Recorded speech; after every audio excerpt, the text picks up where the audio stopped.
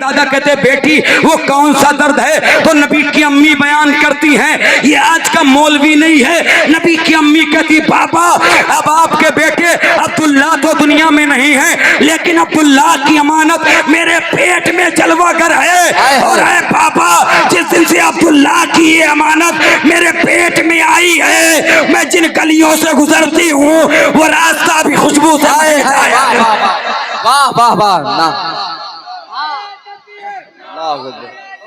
या रसूल अल्लाह, या रसूल अल्लाह, जिंदाबाद जिंदाबाद, मरहबा मरहबा, अल्लाहु अकबर, या रसूल अल्लाह। नबी आए नहीं हैं। नबी की अम्मी कहती है मैं गलियों से गुजरूं तो रास्ता महक जाए। सुभान अल्लाह। कुछ लोग कहते हैं नबी मेरी तरह हैं, नबी मेरी तरह हैं। तुम रास्ते से गुजरो तो अच्छा खासा रास्ता भी बदबू देने लगे, और तुम कहते हो नबी मेरी तरह है, मेरी तरह है। मेरे नबी थोड़ी मेरे नबी की वालिदा गुजरे तो रास्ते महक जाते हैं। और फिर बता नबी की दादी अंदर गई, कच्ची दीवार से मिट्टी का इसको तो सूंघिए। जब हजरत अब्दुल मुत्तलिब ने इसको सूंघा तो कहा इससे तो बड़ी अच्छी खुशबू आ रही है। तो हजरत फातिमा ने कहा हाँ कल आमिना ने इस पर अपना हाथ रख दिया था, आज तक खुशबू आ रही है इससे।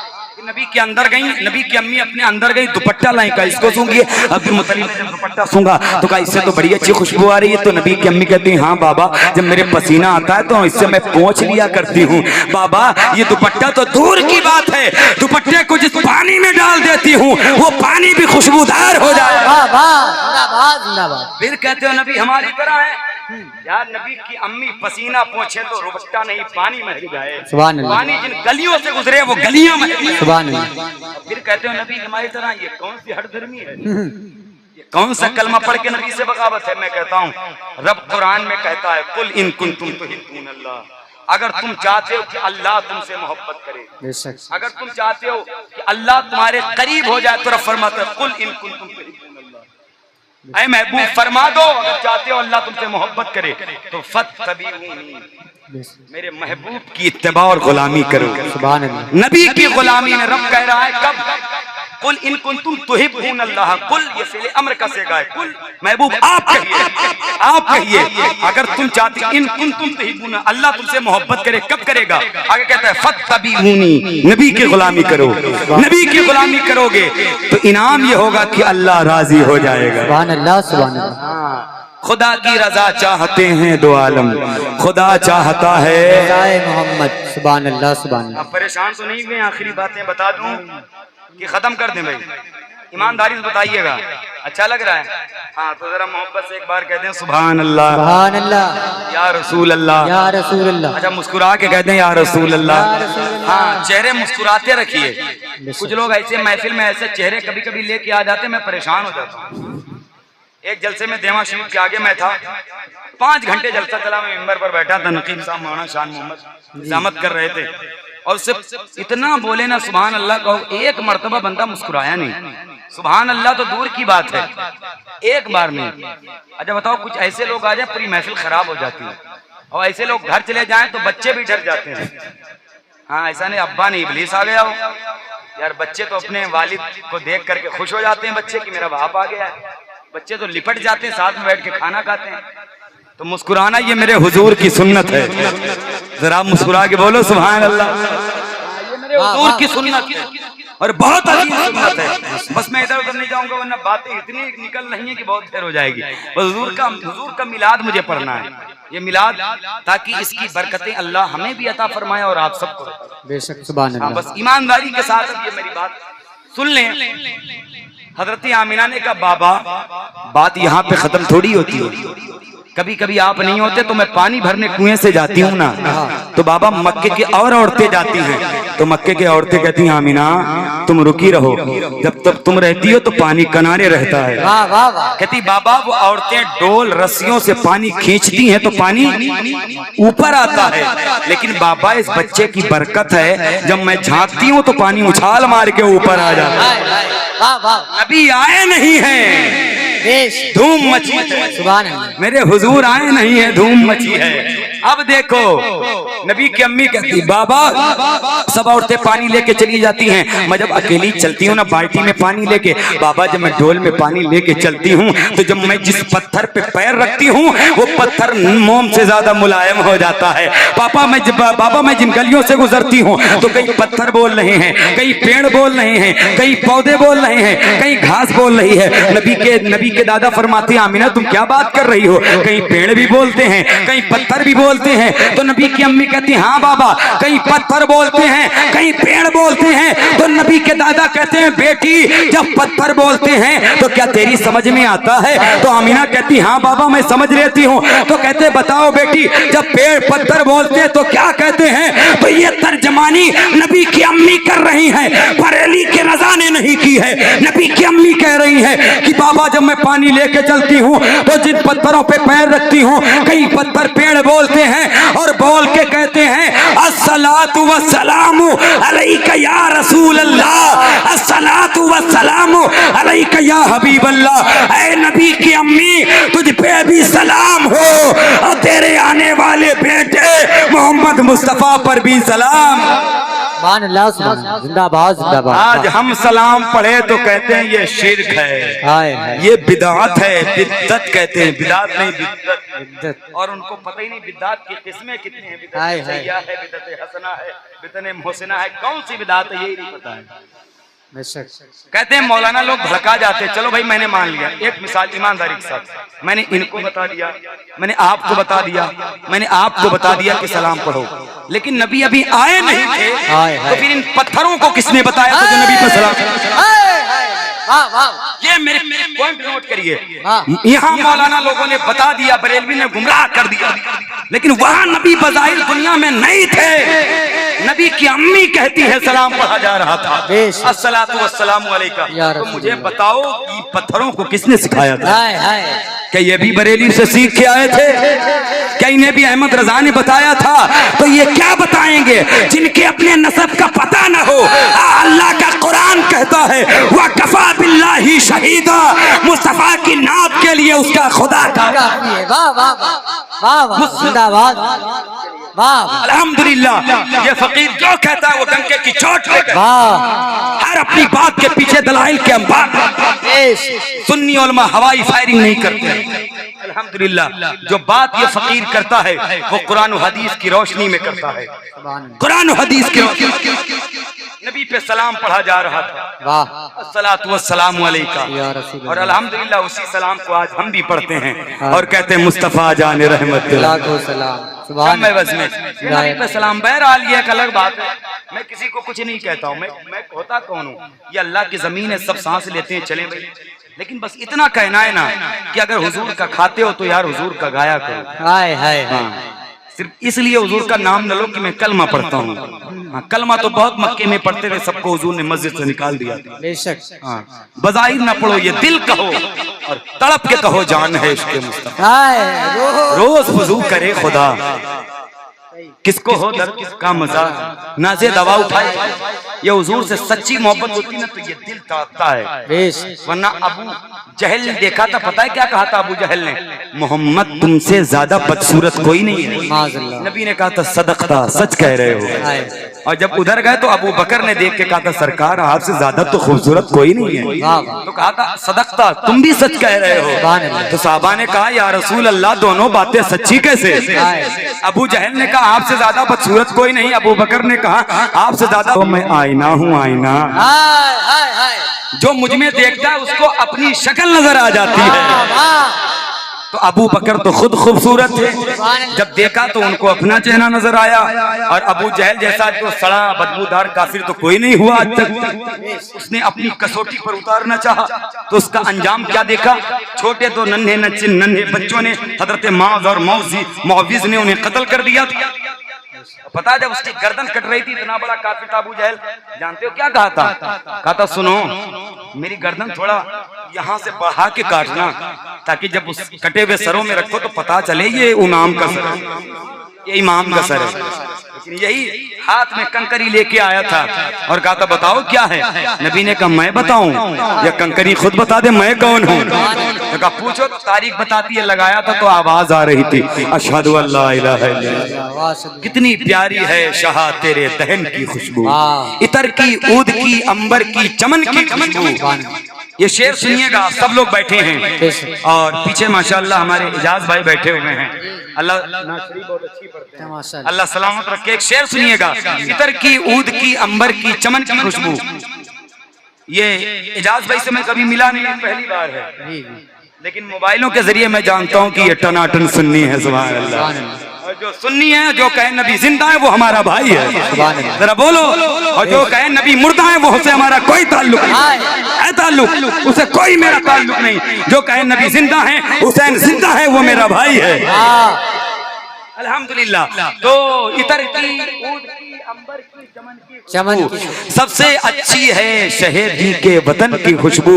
दस्ते बू जहल में पत्थर को पढ़ाया कलमा, कितनी प्यारी है शाह तेरे दहन की खुशबू। ये हुजूर का मिलाद है। अच्छा हुजूर जिंदा है कि नहीं है? बाहयात है। मैं इस पे भी हदीस से बात कर सकता हूँ, लेकिन कहो तो हुजूर का मिलाद पढ़ लूंगा ये बात कर लूं। क्योंकि हुजूर नफ्से नफीस अपनी मज़ारे अक़दस में तशरीफ फरमा है। ये हदीस पढ़ूंगा, सुनेंगे ना हदीस? बड़ी प्यारी हदीस सुनेंगे ना। हदीस बार बार सुनने को नहीं मिलेगी। अल्हम्दुलिल्लाह ये गुलाम नबी भाई की मोहब्बत है।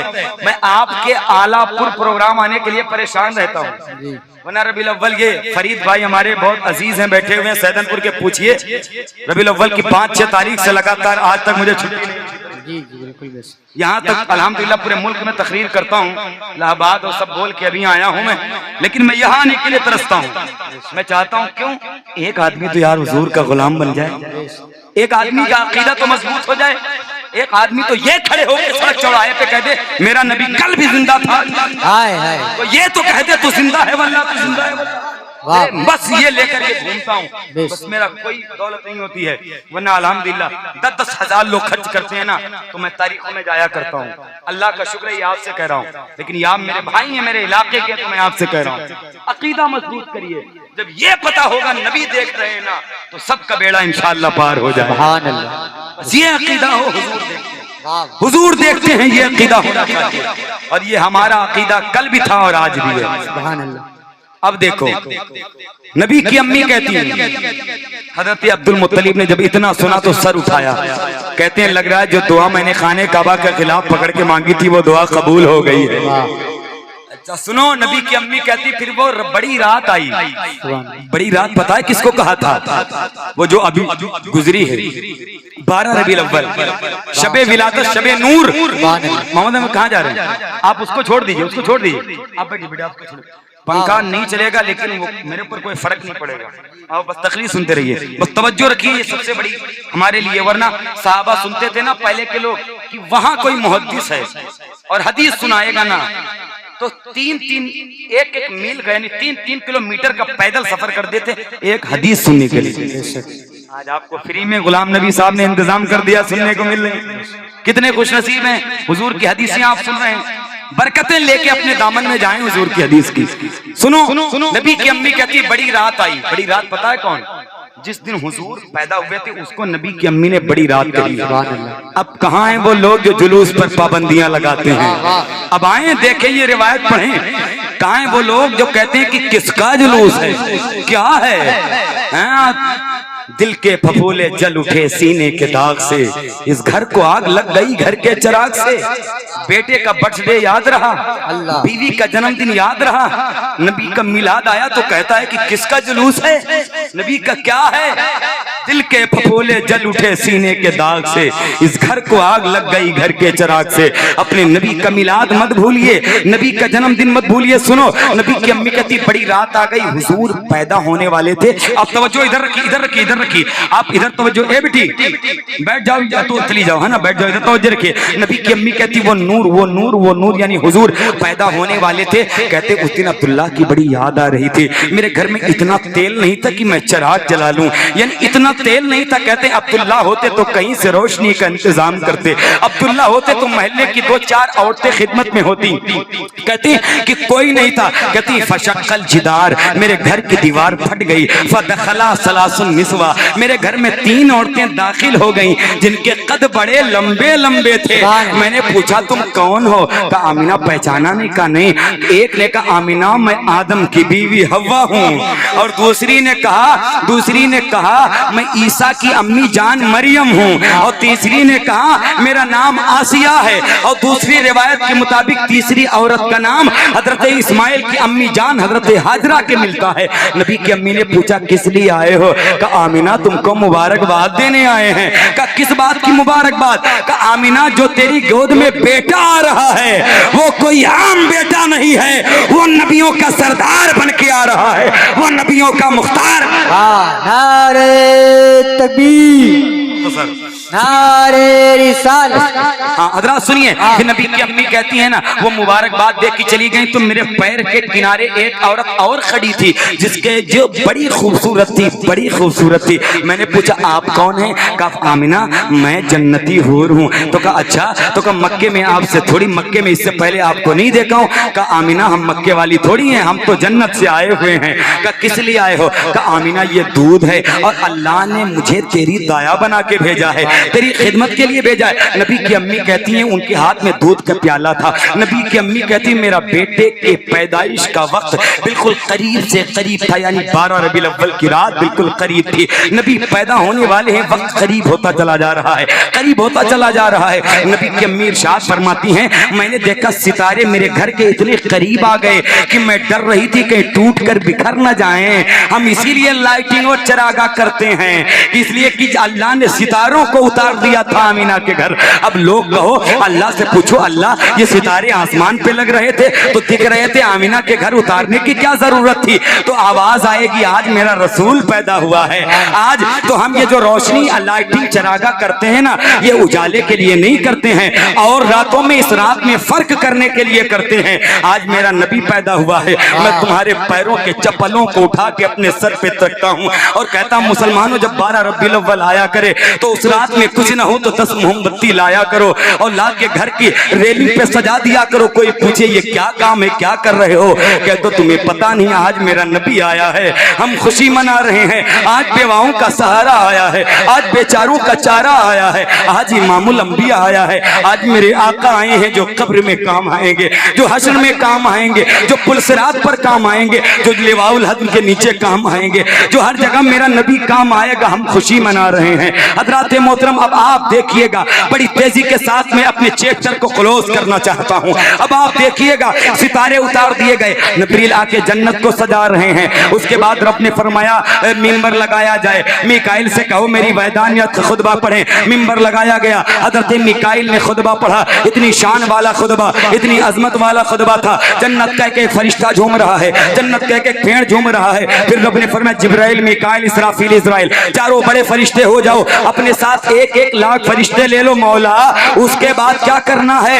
ऐ मेरे जिब्रील आज आमिना के घर जाना है, आमिना के घर चले जाओ। मौला अकेले अकेले जाना है कि जमात दर जमात जाना है? अब कहाँ है वो लोग जो जुलूस की पाबंदी लगाते हैं? रब ने फरमाया अकेले अकेले नहीं जाना है, जुलूस लेके जाना है, जमात दर जमात जाना है। इसका तर्जमा यह था कि जुलूस की शक्ल में जाना है, जुलूस की शक्ल में जाना है। उसके बाद रब ने फरमाया जिब्रील आज खामोश नहीं जाना है, कुछ पढ़ते हुए जाना है। मौला क्या करते हुए जाना है? जिब्रील आज मेरा महबूब आ रहा है, उसकी आमद की मुबारकबाद देने जाना है और कहते हुए जाना है आलम व सालन मरहबा, आलम व सालन मरहबा, आलम व सालन मरहबा, जिसका उर्दू तर्जमा ये किया जाता है सरकार की आमद मरहबा, मुख्तार की आमद मरहबा। तो ये नारा हमारा नहीं है, ये नारा जिब्रील का है। अब जो जन्नती होगा वो इस नारे में शरीक होगा और जो इससे इख्तिलाफ करेगा ना तो वो जिब्रील का है ना वो सैयदुल मुरसलीन। अल्लाहु अकबर, अल्लाहु अकबर, या रसूलुल्लाह, या रसूलुल्लाह। जिंदाबाद जिंदाबाद जिंदाबाद मरहबा दिल ये मेरे हुजूर हैं। रब ने फरमाया कि मुबारकबाद देते जाना है। सुभान अल्लाह। अब बताओ रबीउल अव्वल की मुबारकबाद सबसे पहले किसने दी हुजूर की विलादत? हज़रत जिब्रील ने। तो ये हम जो नारा लगाते हैं ये हमारा तरीका थोड़ी, तो जिब्रील का है। हाय हाय फतवे लगाओगे तो सोचो कहां तक तुम्हारा फतवा जाता है। हज़रत जिब्रील जो फरिश्तों के सरदार हैं, बेशक जो अल्लाह का पैगाम नबी तक नबी का पैगाम लेके जाते, चारों फरिश्ते चले, उसमें हजरत इजराइल अलैहिस्सलाम। बेशक जी जी हजरत इजराइल जो वो ठहर गए। रब ने फरमाया इजराइल क्यों ठहर गए? कहते हैं मेरे मौला मेरी ड्यूटी रूह निकालने की है, मैं चला जाऊंगा मेरी नौकरी का क्या होगा? क्योंकि रूह निकालने का जब वक्त आता है भाई, एक मिनट ना इधर ना उधर, हो सकता है मेरी जिंदगी की ये आखिरी तकरीर हो, इसके बाद मैं मर जाऊं। आप मेरी खबर सुने कि कोई था दीवाना पागल तकरीर करके गया, वो इंतकाल हो गया, हो सकता है मुमकिन है ना। इसीलिए अल्हम्दुलिल्लाह मैं हर महफिल को अपनी आखिरी महफिल समझ के तकरीर करता हूँ। गौसे पाक ने वो काफ और काफ वाला मतलब बताया कि गौसे पाक ने फरमाया था जब भी लिबास पहनो तो आखिरी समझ के पहनो, हो सकता है इसके बाद मेरा लिबास कफन हो, और जिस मंजिल पे बैठो तो ये सोच के बैठो, हो सकता है इसके बाद मेरी मंजिल कब्र हो। मरना है मुसलमानों बरहक मौत, हो सकता है मैं मर जाऊं। क्यों मौत का वक्त जब आता है ना तो एक मिनट न इधर न उधर। हज़रत जिब्रील चले, हज़रत इजराइल भी चले। कितने फरिश्ते थे? ये बड़े 4 और इनके साथ 1 लाख फरिश्ते, तो कुल कितने फरिश्ते हो गए? 4 लाख 4 फरिश्ते नबी के जुलूस में चले। हज़रत इजराइल ये कौन है? मलकुल मौत, जो रूह निकालते हैं। अच्छा ये बताइए, हजरत इजराइल को तो सब जानते हैं ना, इनकी मुलाकात सबसे होगी इंशाअल्लाह, कोई नहीं बचेगा। जब रूह निकालने आएंगे तो मुलाकात।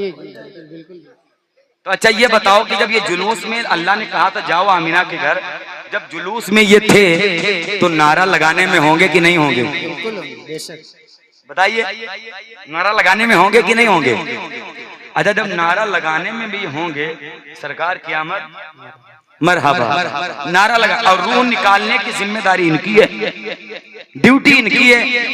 तो जब ये रूह निकालने किसी आशिक रसूल के पास आते होंगे तो मचल के कहते होंगे सुभान अल्लाह, ये तो मिलाद वाला है, ये तो आमद वाला है, जुलूस वाला है, मरहबा वाला है, और रूह निकाल लेते होंगे।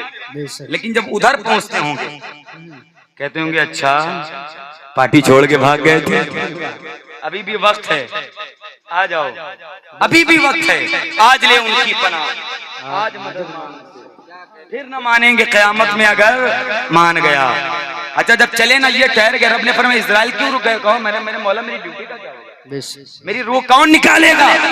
रब ने फरमाया इजराइल अगर किसी के घर से आज रूह निकालोगे तो रोने की आवाज तो जरूर आएगी, अगर किसी के घर का चिराग बुझाओगे तो अंधेरा जरूर होगा, अगर किसी के बुढ़ापे का सहारा लाठी छीनोगे तो रोने की आवाज आएगी, अगर किसी की बीवी को बेवा करोगे तो रोने की आवाज आएगी, अगर किसी के बच्चों को यतीम करोगे रोने की आवाज तो जरूर आएगी। और ऐ इजराइल आज मेरा महबूब पैदा हो रहा है, आज किसी घर से भी रोने की आवाज नहीं आनी चाहिए।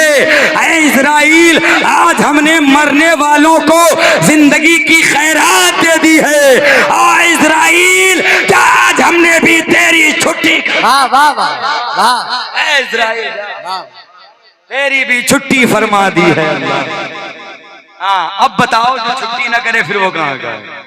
को छुट्टी नहीं। हजरत इजराइल मौत का फरिश्ता, उस वक्त मौत भी रुक गई थी जब हुजूर आए थे, यही वक्त कहा था रूह ने निकालो किसी की। यार वो नबी अगर रूह निकालोगे तो रोएंगे, और नबी रुलाने थोड़ी आ रहा है, नबी तो सबको हंसाने आ रहा है। अब बताओ जो छुट्टी नहीं करते फिर वो किस कटे घड़ी तो छुट्टी जरूर क्या करे यार। जब इजराइल की छुट्टी हो गई, मैं कहता हूँ यार पूरे साल पैसे कमाते हो, पेट नहीं भरता है? पेट नहीं भरता है यार? एक रात या एक दिन अपने नबी के लिए दे दोगे, कसम खुदा की अगर रब ने चाहा ना, तुम दौलत की बात करते हो, दुकानें बंद कर दोगे, रब ने करम कर दिया, नबी के जुलूस के सदके में अगर अल्लाह ने दे दिया तो तुम्हारा तो क्या तुम्हारी आने वाली नस्लों का भला हो जाएगा। हाँ ये ईमान अकीदा हो तो बहुत अच्छा है, आने वाली नस्लों का भला हो जाएगा। हुजूर के हो गए तो देखिए, फिर देखिए ना इस कायनात भी जो खैरात लेने जाती है जिसके दर पे कायनात, खैरात लेने जाती है जिसके दर पे कायनात, उस दर की नौकरी के मजे हमसे पूछिए। हाँ, उस हुजूर की नौकरी के मजे हमसे पूछिए। जब तक बिके न थे तो कोई पूछता न था, या रसूल अल्लाह तुमने खरीद कर मुझे अनमोल कर दिया। हजारों साल नरगिस अपनी बेनूरी पे रोती है, हजारों साल नरगिस अपनी बेनूरी पर रोती है, बड़ी मुश्किल से होता है चमन में दीदावर पैदा। हुजूर से हो के देखिए, कसम खुदा की इतनी बरकतें मिलेंगी, इतनी मिलेंगी कि आप समेट नहीं पाएंगे। हजरत इजराइल ने छुट्टी की थी, तो एक दिन पूरे साल कमाते तो एक दिन नबी के नाम पे बंद कर दें। हमारे वहां तो बड़ा अच्छा माहौल है, पूछिए फरीद भाई। हाँ, कोई दुकान नहीं खोल सकता है मुसलमान। हाँ अल्हम्दुलिल्लाह, कोई खोल देगा तो फिर बाइकाट है उसका। कोई उलमा निकाह पढ़ाने नहीं जाएंगे, कोई जनाजा पढ़ाने आलिम नहीं जाएंगे। यार हुजूर के लिए तुम कारोबार लेके बैठे हो, जिनके सत्वे में कारोबार, इज्जत, दौलत, शोहरत सब मिला है, उसी के लिए एक दिन नहीं है। ये तो कहिए कि वो हर आलम की रहमत किसी आलम में रह जाती है। सही बात, ये आलम पसंद है, हुजूर का सदका है। वरना यार बताओ, हमारी मुसलमानों में गुनाह नहीं होते क्या? लोग शराब नहीं पीते हैं, कितने शराब पीते हैं। आज जब शराब की दुकान और भट्टियों पे जाओ ना, गैर मुस्लिम से ज्यादा मुसलमान नौजवान नजर आते हैं। बहुत तो दाढ़ी वाले शराब की दुकान पे होते हैं, ये अंगोछे से अपनी दाढ़ी छुपाते हैं। कसम खुदा की जब ये देखो ना तो शर्म से पानी पानी हो जाओ। मुसलमान की भीड़ लगी है शराब की दुकान। कौन ऐसा गुनाह है जो मुसलमान नहीं करता? जिना मुसलमान करता है, गुनाहों के अड्डे मुसलमानों से आबाद है, शराब के अड्डे मुसलमानों से आबाद है। पिछली की उम्मतों ने जो गुनाह किया फौरन सजा दे दी गई। जिसने जिना किया ना, आसमान से पत्थर बरसा के उन्हें मौत दी। जिसने गुनाह किया, किसी कौम को पानी में डुबो को मार दिया गया। इतने नबी आए, उनकी उम्मती आई थी। ये जो गुनाह पिछले किए गए थे, जो आज करते यही गुनाह करते थे।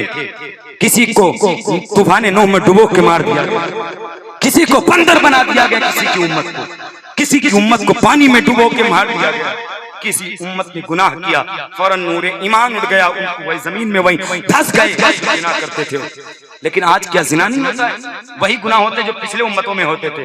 शराब, जिना सब होते हैं, लेकिन क्या वजह है कि अजाब नहीं आता है? क्या वजह है कि अल्लाह के अताब के शिकार? क्या वजह है कि अल्लाह ने अपने कहर का दरवाजा बंद कर रखा है? सोचो जरा, तुमने सोचा है किस वजह से अजाब बंद है? जिस नबी को भूल बैठे हो, ये उसका सदका।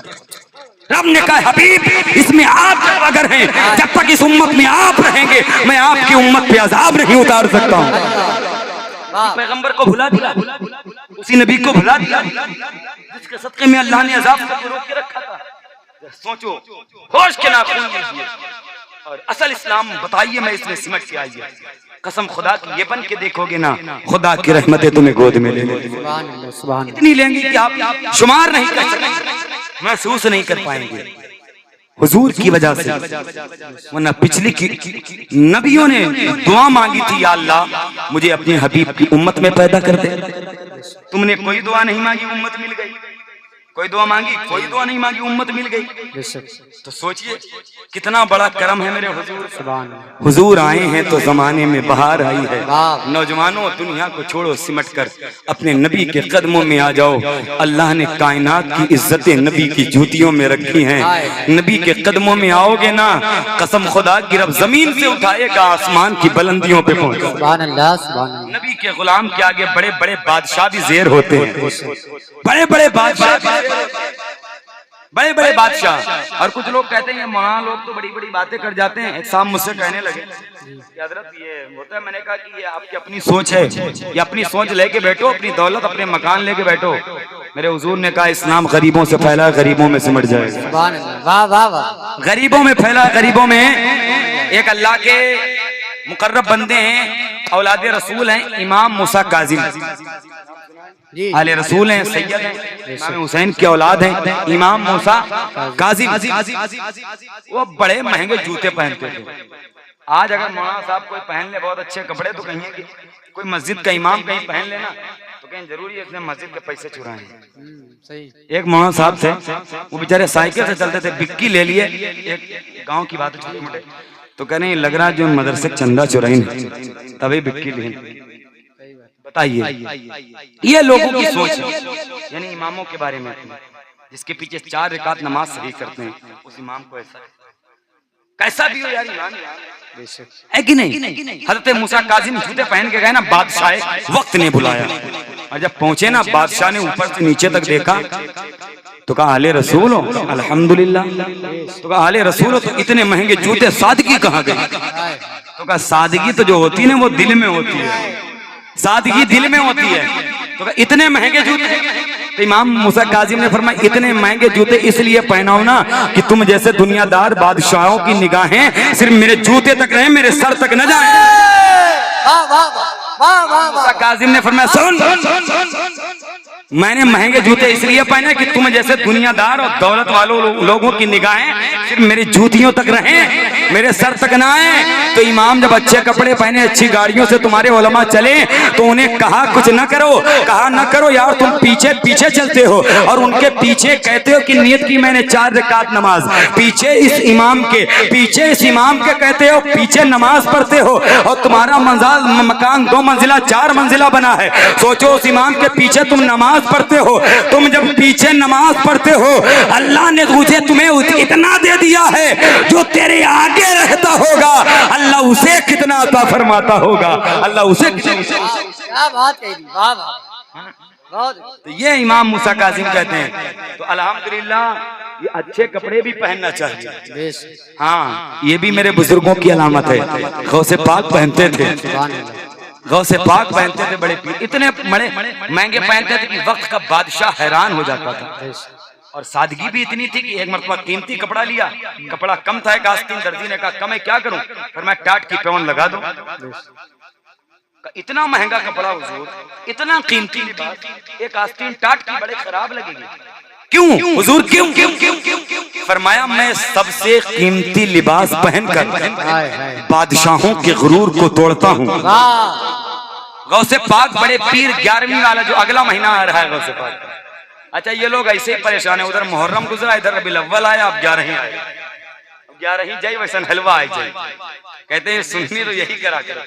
तो अल्हम्दुलिल्लाह ये हमारा नसीब है, ये हमारा मुकद्दर है। कुरान में कहता है अल्लाह पाक रिस्क अल्लाह ने पाकों के लिए रखा है, जैसे पाक औरतें पाकों के लिए। हाँ गौसे पाक ने फरमाया एक आस्तीन कपड़ा, ये सबसे महंगा कपड़ा पहनकर वक्त के बादशाह के गुरूर तोड़ता हूँ, और एक आस्तीन टाट की लगाकर अपने नफ्स के गुरूर को तोड़ता हूँ। यानी नफ्स मुझे ये गुरूर ना आने दे कि मैं बहुत बड़ा आदमी हूँ, इसके लिए भी पहनता हूँ एक टाट की। सोचिए उनके कैसे बगैर वजू के कभी आसमान को न देखा हो, अल्लाह के आसमान को न देखा हो बगैर वजू, ये गौसे आज़म की सोचिए बात। और नबी की बात हो, लोग कहते हैं कि नहीं ऐसी क्यों बात करते, हुजूर हैं तो हम हैं, हुजूर की इज्जतें सलामत है तो हमारी इज्जतें हैं। कोई कहे यार हमारा घर हमारी इज्जत तो सलामत है, तो अपनी इज्जत हम लेके क्या करेंगे भाई, हमारी इज्जत हमारी कोई औकात है क्या, हमारी कोई औकात है, हुजूर की वजह से हमारे ये अंदाज। और तुम कह अगर हुजूर की इज्जत नहीं सलामत है तो अपनी इज्जतें लेके चाटना अपने घर में कोई काम नहीं है। मदीने में नबी के पास एक यहूदी एक मुसलमान जमीन का फैसला कराने आया, हदीस का मफहूम, जमीन का फैसला कराने आया, तो नबी ने वो फैसला यहूदी के हक में किया। तो मुसलमान होता बाहर निकला, ये फैसला नबी ने सही नहीं किया है, चलो उमर के पास, उमर बड़ा अच्छा फैसला करते हैं। गए तो उमर फारूक ने फरमाया किस लिए का हुजूर फैसला जमीन का है, कहीं गए तो हाँ तुम्हारे नबी की बारगाह में गया था, तो कहा मेरे आका ने फैसला क्या क्या है, तो यहूदी ने कहा मेरे हक में कर दिया है, और मुसलमान ये कहता है कि नबी ने गलत फैसला किया है।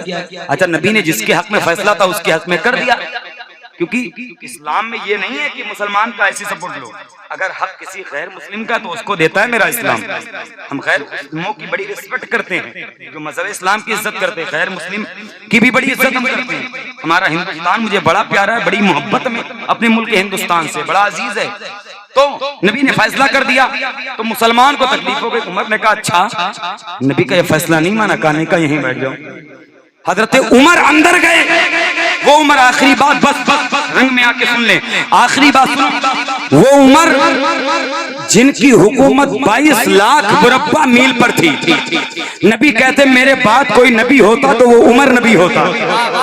वो उमर नबी कहते इन्नी अरा, मैं देखता हूं कि उमर के साए से शैतान भाग जाता। हजरत उमर अंदर गए, अंदर जाने के बाद तलवार ली और तलवार लेके बाहर आए और आने के बाद मुसलमान का सर कलम कर दिया। फरमाया सुन, जिसको नबी के फैसले पर भरोसा नहीं उसे दुनिया में रहने का कोई हक नहीं। अब सुनो मजे की बात अब है, पूरे मदीने में ये बात, उमर ने मुसलमान को मारा, उमर ने मुसलमान का नाहक खून किया है, उमर ने मुसलमान का कत्ल किया है, ये बात रसूलुल्लाह की बारगाह। नबी ने फरमाया अगर उमर ने किया है तो सजावार, उमर को सजा दी जाएगी, उमर को लाओ। कैदी बन की बारगाह नबूवत व रिसालत में जा रहे हैं, गए रसूलुल्लाह ने फरमाया उमर तुमने मुसलमान को कत्ल कर दिया, तुमने मुसलमान को मार दिया। उमर तुमने मुसलमान को मारा। जब इतना कहा ना तो उमर रोए और खूब रो के कहते हैं या रसूल अल्लाह, उमर का दिल कहता है वो मुसलमान नहीं था, उमर का दिल कहता वो क्यों उमर, या रसूल अल्लाह आपके फैसले को जो नहीं माना था वो उमर का दिल कहता है वो मुसलमान नहीं था। उमर इतना कह रहे थे कि हजरत जिब्रील उमर की ताईद में कुरान की आयत लेके आ जाते हैं और कहते या रसूल अल्लाह उमर सच कह रहे हैं वो मुसलमान नहीं था। अब कयामत तक जो नबी का फैसला नहीं मानेगा वो मुसलमान नहीं। ये मैं नहीं कहता हूँ, ये अल्लाह का कुरान है, मैं नहीं कहता हूँ, मेरे घर की बात नहीं, ये कुरान। उमर की ताईद में 32 आयतों से ज्यादा आयतें उनकी ताईद में उतरी, उनके कौल की ताईद में। एक नमाज जनाजा हुजूर पढ़ने जा रहे थे, उमर ने कहा न पढ़ी। उमर क्यों? या रसूलल्लाह ये कलमा पढ़ता था लेकिन दिल से मोमिन नहीं था, आपसे मोहब्बत नहीं करता था। उमर कलमा तो पढ़ता था ना, कलमा तो पढ़ता था। उमर कह ही रहे थे शक था मोमिन है कि मुनाफिक, उमर लेकिन कह रहे थे मोमिन नहीं है। जिब्रील आ गए आयत लेके ताईद में, रब कह रहा है ये मुसलमान नहीं था, नमाज जनाजा आप न पढ़े, आप न पढ़े नमाज जनाजा। तो अल्हम्दुलिल्लाह रब ने कह दिया तो हम नहीं पढ़ते उनकी नमाज। कोई भी हो मम्मा था कुरान पाक में एक कैसे आया था मम्मा था करके याद है, वला तकुम अला कब्री से पहले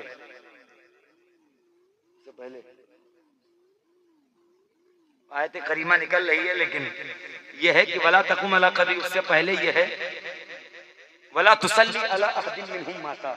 हाँ वाला कुरान पाक वला तुसल्ली अला अहदिन मिनहुम माता, अगर कोई उनमें से मर जाए तो उनकी नमाज जनाजा मत पढ़ो। वला तकुम अला कब्री, उनकी कब्र पे कुरान कहता खड़े ना हो। अच्छा नमाज जनाजा किसकी होती है? मुसलमान की, गैर मुस्लिम की थोड़ी। कब्र किसकी होती है? मुसलमान की। लेकिन तो कुरान तो कह रहा है, तो कौन लोग हैं? तो पता चला कुछ छुपे हुए हैं इसमें, तभी कुरान कह रहा है वला तुसल्ली अला